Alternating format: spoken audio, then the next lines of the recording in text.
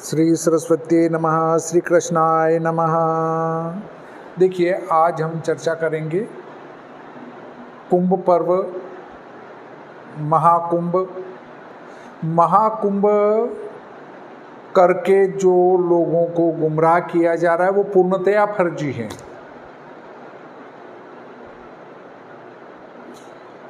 एक 144 वर्षों में आया महाकुंभ बिल्कुल गलत है। इस पर हम चर्चा करेंगे। पूर्व में एक वीडियो इस पर मैं बना चुका हूँ, पुनः एक वीडियो वापस बनाया है मैंने। वो ये जो चल रहा है उस वीडियो की लिंक इस वीडियो के डिस्क्रिप्शन में डालूँगा। अगर आपको लगे कि जो बात मैं कह रहा हूँ वो गणित से सत्य है या असत्य है, तो वो मैंने गणित से सिद्ध करके बताया है कि किस प्रकार से 144 वर्ष में कुंभ आ ही नहीं सकता है।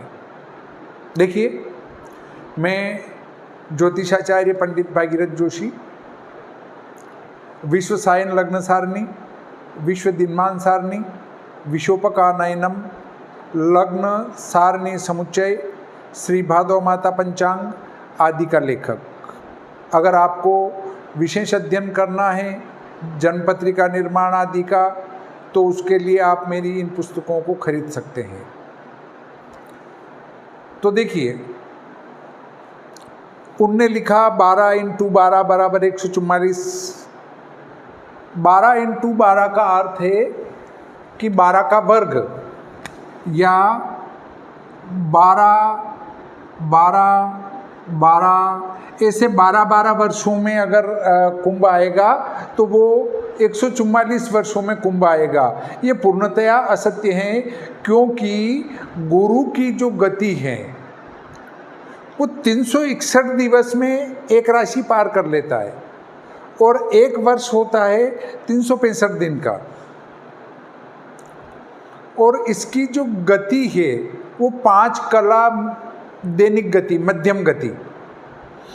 तो कोई भी ग्रह, चाहे अतिचारी हो या चाहे वो वक्री हो या मार्गी हो या समगति हो, परंतु परिणाम में जब वो 12 राशियों का भोग करता है तो लगभग उसी औसत गति को प्राप्त हो जाता है। उस औसत गति से ही उसका भग्न काल पूरा होता है। इसलिए 361 दिन में अगर वो आपका एक राशि पार कर रहा है तो लगभग 90 से 92 वर्षों में एक वर्ष अधिक हो जाएगा। एक वर्ष अधिक हो जाएगा का अर्थ है कि हमारा 100 वर्ष एक अधिक हो जाएगा और गुरु का एक वर्ष कम होगा। अर्थात 92 वर्ष जब हमारे पूरे होंगे तो गुरु 93 राशि भोग चुका होगा। वो एक राशि ज़्यादा चलेगा तो वो एक राशि ज़्यादा भुगत चुका होगा। 92 वर्षों में 92 राशि छोड़कर 93 राशि भुगत चुका होगा, और ऐसे ही अगले 90 वर्षों में फिर एक राशि अधिक भोग चुका होगा। इसलिए 144 वर्षों में लगभग 1.5 राशि वो अधिक चल चुका होगा। अगर 144 वर्ष पूर्व अगर कोई कुंभ आया तो वो 2 वर्ष पहले ही कुंभ वापस आ जाना था। तो ये गुमराह करने वाली बातें हैं, और इसको मैं प्रैक्टिकली आपको यहाँ बता रहा हूँ निकाल के। 100 वर्षीय पंचांग का आप अध्ययन करेंगे तो इन गुमराह करने वाले और फेंक पट्टी करने वालों से बच जाएंगे। आज ये कहा गया कि अरे ये तो कुंभ 144 वर्षों में आया, अब लोगों ने देखा कि अब फिर आएगा, वो 144 वर्षों में आएगा, दौड़े सब दर्शन करने के लिए। तो ये सिर्फ और सिर्फ लोगों को गुमराह करना मात्र है। ज्योतिष गुमराह करने के लिए नहीं होती है, ज्योतिष किसी की समस्या का समाधान करने के लिए होती है, मार्गदर्शन के लिए होती है।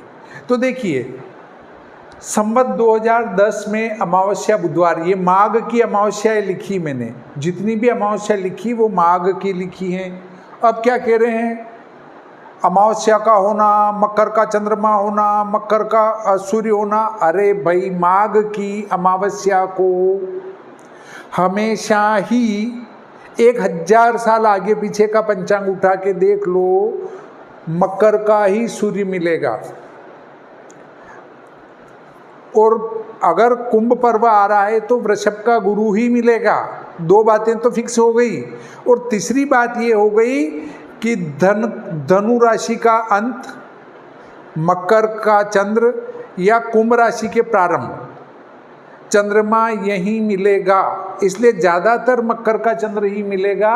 आप यहाँ देख लीजिए, मकर का चंद्र, मकर का चंद्र, धन मकर, मकर कुंभ, मकर कुंभ, मकर कुंभ, मकर कुंभ, मकर कुंभ, धन मकर। मतलब प्रत्येक अमावस्या पर मकर का चंद्र तो रहा ही है, चाहे धनु मकर का रहा हो या मकर कुंभ का रहा हो, पर मकर का चंद्रमा अमावस्या को मिलेगा ही।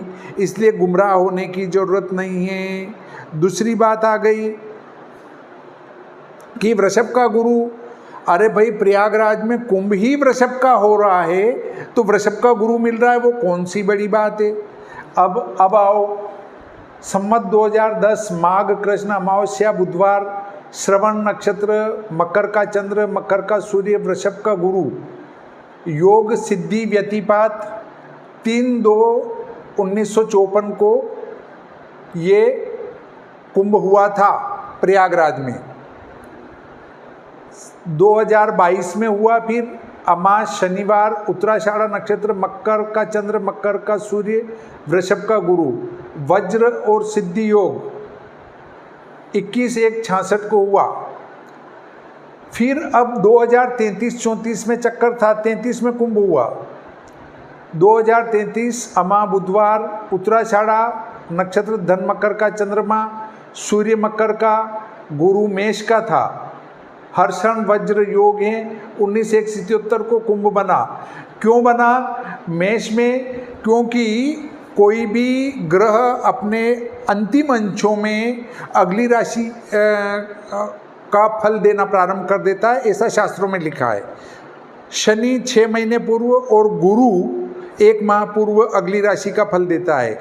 इसलिए यहाँ पर वो मेष के अंतिम अंश में था, 27-28 अंशों पर, तो वो अगले राशि का फल देगा, अगली राशि का फल देगा, अर्थात इसमें कुंभ पर्व मना लिया गया। अगर आप कहते हैं नहीं साहब 34 में मनना चाहिए, तो मैंने 34 की स्थिति भी स्पष्ट करी है। 2034 में अमा मंगलवार, श्रवण नक्षत्र, मकर कुंभ का चंद्र, सूर्य मकर और गुरु मिथुन का आ गया था। यहाँ मेष का था, यहाँ मिथुन का था। तो आप 33 में मनाओ या 34 में मनाओ, तो 33 में मनाया जाना शास्त्रोक्त था। हर्षण वज्र योग था, यहाँ व्यतिपात वरियान था, और ये जनवरी 78 था और ये जनवरी 77 था। तो कुल मिलाकर 2033 में कुंभ हुआ। उसके बाद 2045 में कुंभ हुआ। अमावस्या सोमवार, श्रवण नक्षत्र, मकर कुंभ का चंद्र, मकर का सूर्य, वृषभ का गुरु, व्यतिपात वरियान योग और 6/2/89 को हुआ। फिर संवत 2057 माघ कृष्ण अमावस्या बुधवार, उत्तराषाढ़ नक्षत्र, मकर का चंद्रमा, सूर्य मकर, गुरु वृषभ और वज्र सिद्धि योग और 24/1/2001 को हुआ। 2069 अमावस्या रविवार, धनिष्ठा नक्षत्र, मकर कुंभ का चंद्र और सूर्य मकर, गुरु वृषभ, वरियान और परिग योग 10/2/2013। 2081 अमावस्या बुधवार, उत्तराषाढ़ नक्षत्र, मकर का चंद्रमा, मकर का सूर्य, गुरु वृषभ का सिद्धि व्यतिपात योग और 29/1/2025। 2093 में जो आएगा कुंभ, अमावस्या शुक्रवार होगी, उत्तराषाढ़ नक्षत्र, धन मकर का चंद्रमा होगा, मकर का सूर्य, वृषभ का गुरु, हर्षण वज्र योग 16/1/2037। ये आपको कुंभ की तारीखें 100 साल वाली दे दी मैंने।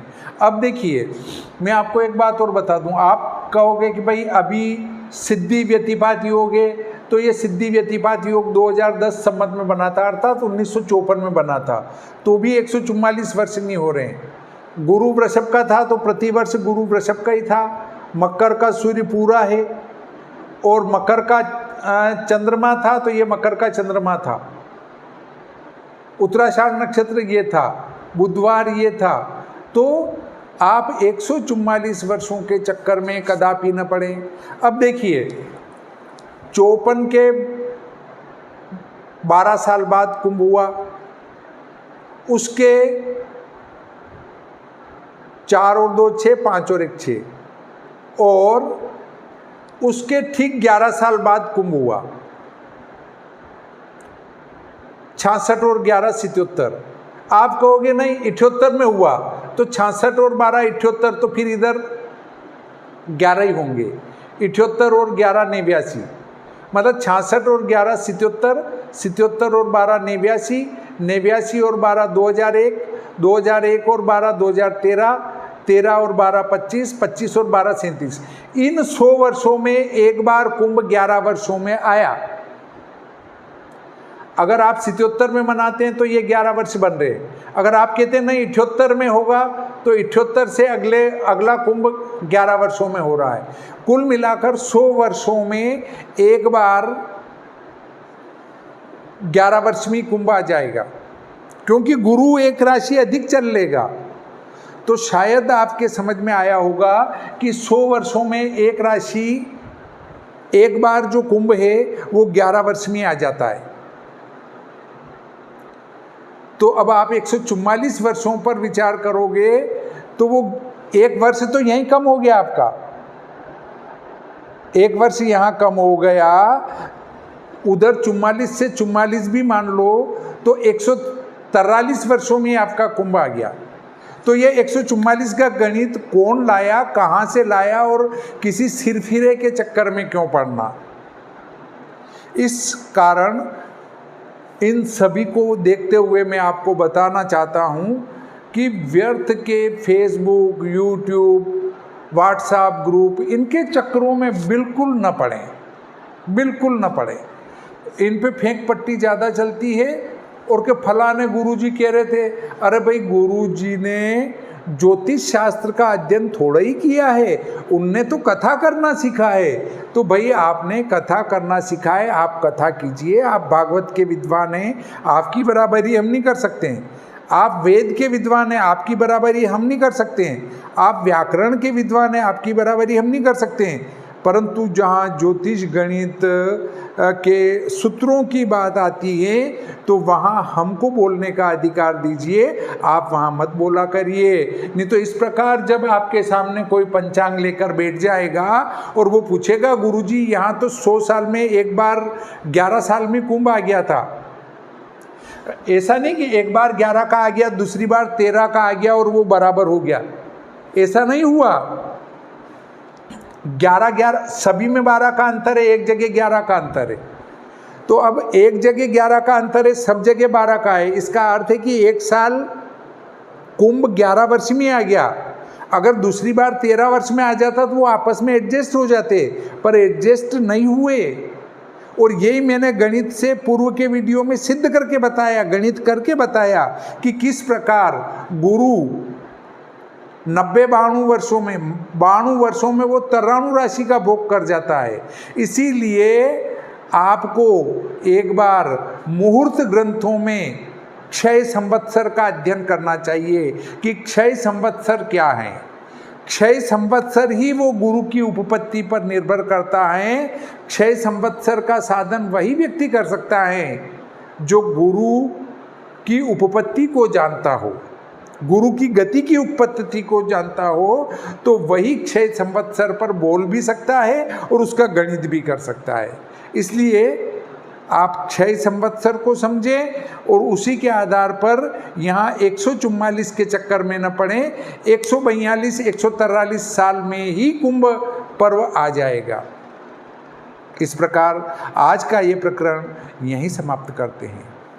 श्री सरस्वती नमः। श्री कृष्णाय नमः।